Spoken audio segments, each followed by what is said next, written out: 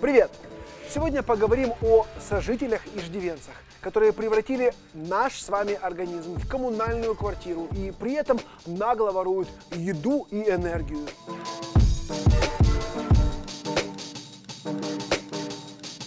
Это глисты. По-научному гельминты. Вот только не надо ля-ля, мол, у меня их нет. По статистике они живут и процветают в каждом третьем человеке. Ни одно заболевание не имеет столько мифов, как гельминтоз. Самый популярный из них – скрежет зубов. Поэтому обязательно посмотрите этот ролик, и вы будете знать все. А перед просмотром не забудьте подписаться на наш канал и поставить колокольчик. Медики различают три основные группы глистов: круглые, ленточные и сосальщики. Все эти паразиты по-братски поделили наш организм на подъезды и этажи и жестко соблюдают границы, не вламываясь на чужую жилплощадь. Тем более, что человек большой и, как правило, жирненький, так что места и еды хватит всем. В настоящее время известно около 300 глистных заболеваний, которые разделяются на кишечные и внекишечные. Я уже предчувствую, как многие из вас слегка подофигели. В смысле внекишечные? Да, мои дорогие, глисты обитают не только в кишечнике, но и в мышцах, легких, печени и еще куче других органов. Даже в глазах, черт побери. Одни из них, например, острицы, вырастают до сантиметра длиной и живут на стенках прямой кишки и ануса до 1,5 месяцев. Но встречаются и настоящие гиганты. Например, аскариды вымахивают до 40 сантиметров и живут в кишечнике от года до нескольких лет. А? Как вам перспектива вырастить собственного змея? Да еще и ни одного. Потому что ежесуточно самки аскарид откладывают до 200 тысяч яиц. На сегодняшний день это самые распространенные в мире глисты. На их долю приходится около 80% заражений. Ну а теперь давайте разберемся, как паразиты получают прописку в коммуналке, то есть в нашем организме. Если не мыть руки и не чистить ногти после работы с землей, употреблять грязные овощи, фрукты и ягоды. Некоторые люди то ли не знают, то ли забывают, что после посещения туалета и перед едой нужно обязательно мыть руки. На третьем месте употребление рыбы и мяса с недостаточной термической обработкой. Например, ценители стейков с кровью имеют все шансы отведать аппетитную личинку бычьего цепня. А в кишечник любителей малосольной рыбки может легко проникнуть широкий лентец, который, вы только представьте себе, вырастает в длину от 2 до 10 метров. Сало также находится в зоне риска. Это, по сути, сырой, не подверженный термической обработке продукт, и в нем прекрасно себя чувствует свиной цепень. На 4-м месте мухи, которые на своих лапках и хоботках переносят яйца глистов на продукты питания. На 5-м месте заражение от человека, который уже имеет в своем организме паразитов. Глистов можно подхватить через постельные принадлежности, посуду или близкий контакт.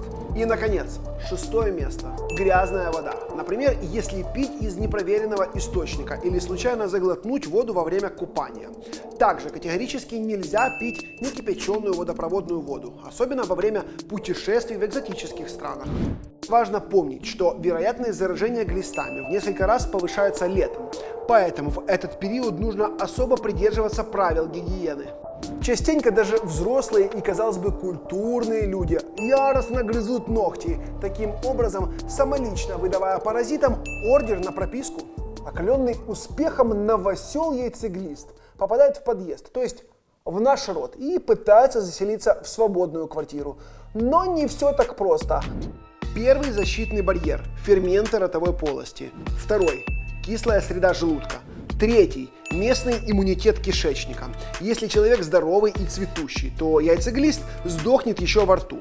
А вот в ослабленном организме у него есть все шансы прорваться к заветной жилплощади. Я не буду понапрасну пудрить вам мозги, поскольку ярко выраженных симптомов, которые конкретно бы указывали на наличие глистов в организме, практически нету. Другое дело, если вы своими глазами увидели червя в унитазе или горшке ребенка, Еще один вероятный признак. При заражении острицами появляется зуд в районе заднего прохода, и он усиливается ночью и в состоянии покоя. Все, других явных признаков больше нет, ведь главная задача червя – не выдать себя. Он тихо точит нас изнутри, подрывая иммунную систему и провоцируя целый букет, казалось бы, совсем не связанных с глистами болезней. Это может быть аллергия, бронхиальная астма, желтуха, панкреатит, заворот кишечника, анемия, легочные и печеночные заболевания. А что касаемо детей, то возможны сбои как в психическом, так и в физическом развитии, отставание в росте, половом созревании и проблемы с памятью. При подозрении на заражение глистами ни в коем случае не занимайтесь самолечением, ведь каждый вид глистов имеет свои особенности и требует конкретного лечения. Запомните, не существует универсальной таблетки против глистов. К тому же противогельминтные препараты – это вам не какие-то безобидные витаминки. Они содержат в своем составе высокотоксичные вещества, которые при неправильном использовании могут угробить организм человека намного быстрее, чем паразиты. Метод лечения и препарат может назначить только специалист, врач-инфекционист, терапевт или педиатр. И еще один очень важный момент. Наш народ любит лечиться по принципу «лучше перебдеть, чем недобдеть». Поэтому вместе с недорогими противогельминтными препаратами некоторые затариваются под завязку кишечными сорбентами, активированным углем, гомеопатическими пилюлями и биодобавками. Ради бога, не тратьте деньги впустую и не обогащайте фармацевтов. Они и так не бедные люди. А прямо сейчас мы обратимся к специалисту, который не только даст действенные советы по профилактике и лечению, но и поможет разрушить самые популярные мифы о глистах. Какие анализы нужно сдавать при подозрении на глисты? Ну, в первую очередь это должен быть анализ кала, вот, и антитела на глисты. Это антитела к аскаридам, это антитела к каписторхам, это антитела можно сделать к лямблиям, это антитела к эхинококку. Вот, ну и в зависимости от того, какое поражение все-таки мы подозреваем, это может быть и даже трихинеллез. Если мы там будем перечислять, человек приехал из тропических стран, то там есть и экзотические, но их тоже очень много. Вот, например, у меня была больная, которая часто летала в Японию. Была рвота, вот, и слюна окрашивалась кровью. Ей там легкие фотографировали, искали какое-то, значит, заболевание легких, все чисто, все хорошо. Оказывается, все банально просто. Это была анкилостома, потом мы пролечили, и пациентка выздоровела. Что вы скажете об анализе крови? Говорят, он не информативен. Все-таки я считаю, что общий анализ крови наиболее такой ранний, и по нему можно заподозрить, что есть какая-то глистная инвазия. Кал на анализ годится только свежий или вчерашний сойдет? Мы просто ищем яйцо глиста и самого глиста, вот и все. От этого не зависит, свежий он, не свежий.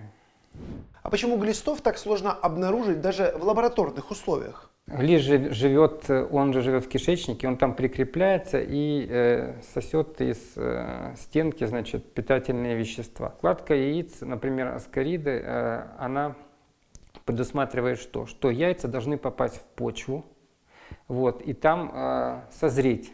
Вот, созреть. После этого, если человек их съест, только он тогда может заразиться тем же аскаридозом. А учитывая то, что она не каждый день откладывает яйца, естественно, самка, то обнаружить его довольно-таки сложно. Можно ли подцепить глистов, когда целуешься с собаками и котами? Или их глисты нам не страшны? На самом деле можно подхватить. Вот, есть такая, так называемая, передается, точно уже известно, Toxocara canis. Это собака. Кошка это в основном не глисты, это токсоплазма. Но токсоплазма, она очень опасна в период беременности. Она может поражать плод у человека, который ранее не болел. У женщины, которая ранее не болела токсоплазмозом, у нее нет антител. Молоко с чесноком, правда, способны выкурить глистов. А некоторые даже клизмы от них советуют. Фитонциды, которые имеют чеснок, они могут способствовать, допустим, профилактике, может быть, глистных инвазий, я так думаю. как и, допустим, тыквенные семечки.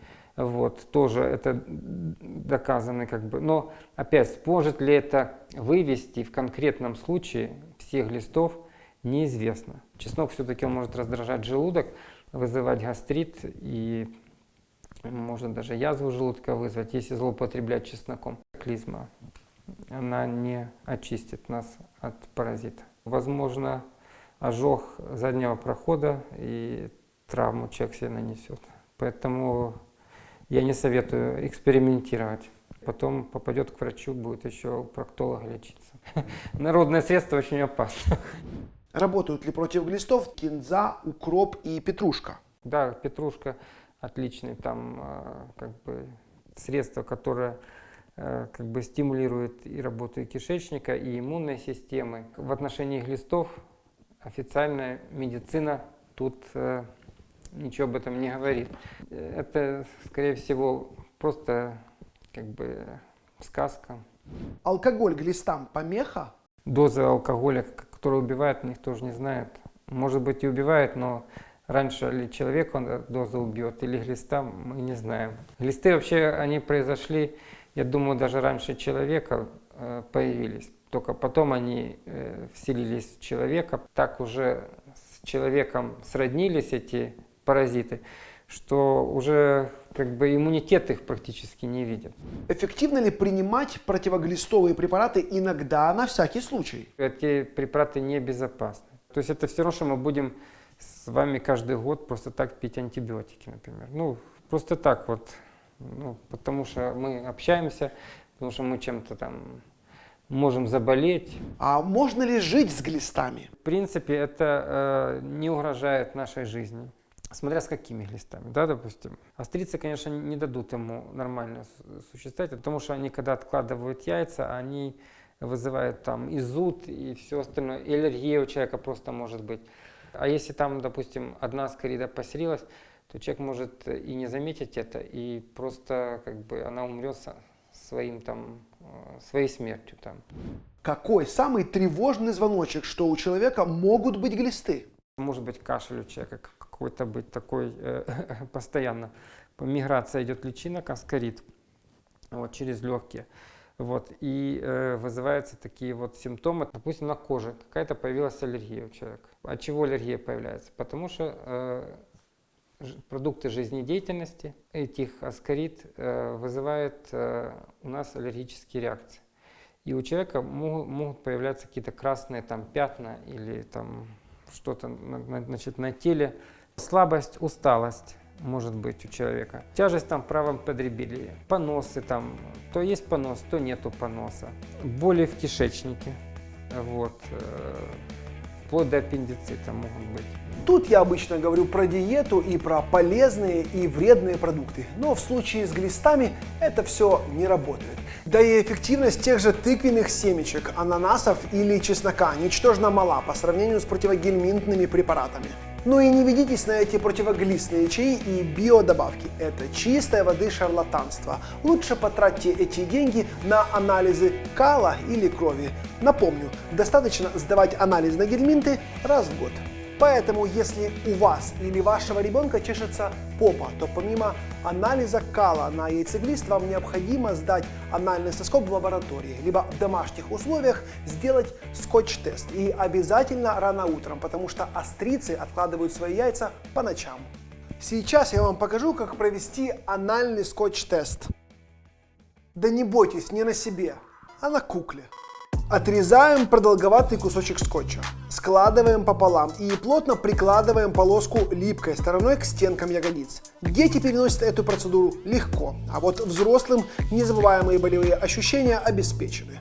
Ну и как говорится, в борьбе с глистами все методы хороши. Если яйцеглистов австриец много, то вы их увидите даже через лупу. Они похожи на маленькие рисовые зернышки. Также эксперты ВОЗ категорически не рекомендуют заниматься так называемым слепым профилактическим лечением глистов с помощью таблеток. Неизвестно, убьете ли вы глистов, а вот печень и иммунитет точно. А теперь давайте подведем самый главный итог сегодняшнего ролика. Подцепить Глистов очень легко, а выявить и выгнать этих прихлебателей из нашего организма невероятно сложно.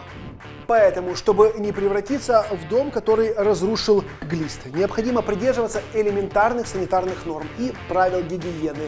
Мыть руки, чистить ногти и не кушать продукты с недостаточной термической обработкой. Не пить воду неизвестного происхождения, и тогда ни один глист к вам не прицепится, и все у вас будет здорово.